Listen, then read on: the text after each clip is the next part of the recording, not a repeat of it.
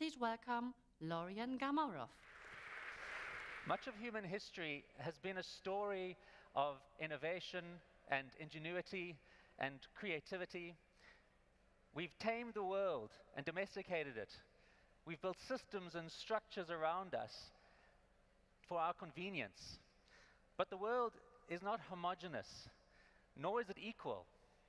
The systems that serve many of us oftentimes don't serve us all. Energy access is not only about supply and distribution, it's also about the payment systems that allow us access to that energy. Prepaid metering has been rolling out rapidly across the African continent.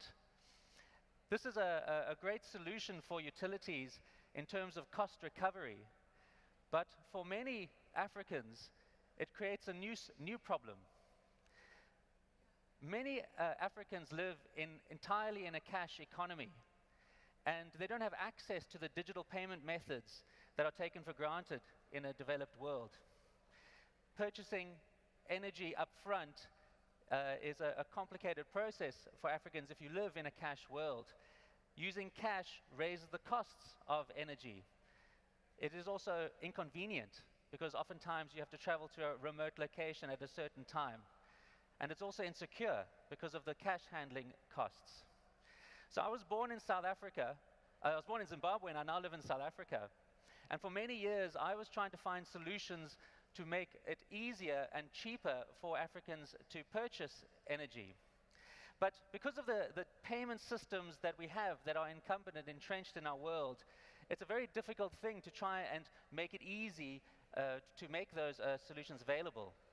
But in 2009, a technology came onto the scene, a radical technology called Bitcoin, which was the first of what we now call cryptocurrencies, based on blockchain technology. And the idea around these cryptocurrencies is that now people who don't have access to digital payment methods can do so. All you need is a mobile device. Now, of course, with all the popularity around these currencies, it's been difficult to find a valid use case. But a few years ago, I decided to see if we could actually employ these sorts of technologies and provide new digital payment methods to Africans where all they need is just a mobile phone. So what I created was a digital payment method using cryptocurrencies so people could easily purchase prepaid energy. And this radically brought down the costs. Bitcoin and cryptocurrencies are very interesting because they are global, they have very low cost, and are very fast, and also have a very low barrier to entry. If you are trying to accommodate a vast African market in terms of traditional banking services, it's very difficult to do so, except if you use a currency like this. But there's another very interesting aspect of these currencies, is that they are global, which means you don't have to be geographically located near your meter to be able to purchase that energy. You can actually be anywhere in the world and then make a direct payment for that energy. So if you think of the use case, perhaps, of a student who's studying abroad, and they want now to be able to pay for their energy. Normally what would happen is they might get hold of a parent, phone a parent, and say, please send us money. The money would have to be remitted. It would take a lot of time at a high cost. Well, now the parent can directly pay for the energy at that meter.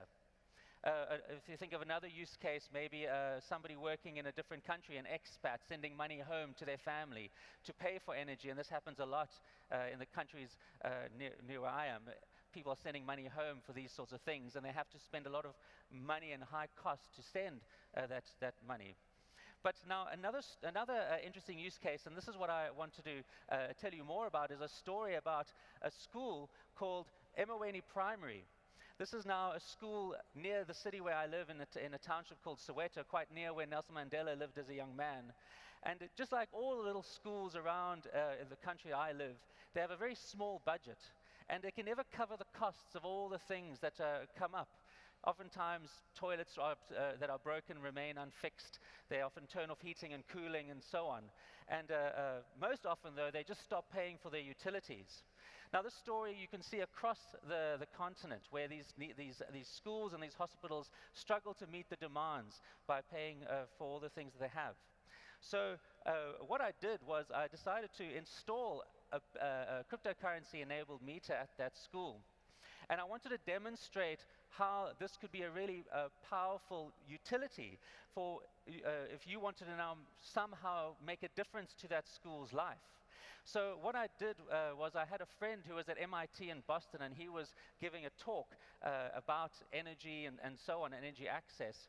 And we decided to do a demonstration during the conference, sending money directly to that school's meter and turning the lights on. So at the conference, this was now in MIT, it was about 7 o'clock at night. I was in South Africa, and it was about 3 o'clock in the morning. And I drove to the school and videoed into the conference and explained to the people the school and how there was no energy, and what they were going to be able to see right there and then is somebody being able to make a direct payment without using a remittance company, without using a bank, to be able to purchase energy for that school. What happened was that the teachers and the parents were extremely excited to see what was going to happen, and they were sitting behind me. And as soon as the money was sent in that presentation, the Bitcoin was sent to the meter, it was about $400 worth, the lights switched on immediately, and everybody was extremely excited to see this. So what this really shows is that one of the other issues when it comes to making payments, if you think about donating or foreign donors funding these worthy causes, is that it's always very difficult if you want to make a payment to a school, in this particular instance for energy, that you're going to have to now use a traditional sort of charity or organization. And just like a traditional middleman or remittance company, they take fees. Also, the money that you donate, you don't know where it's going to go, and there's always sort of an opaqueness about that donation. But now what we can do with these cryptocurrencies is that we can actually fund what is called the long tail, and this is now something that I borrowed from The Long Tail by Chris Anderson, where we can now reach those little schools directly without having to go through an organization that takes costs and distributes that money opaquely. And we can fund those causes that we believe in. And this is a fantastic way of being able to directly fund energy of these worthy schools or needy schools or needy hospitals throughout the continent. So just like what we are trying to do is trying to find ways to enable access to energy, payment is a very crucial one.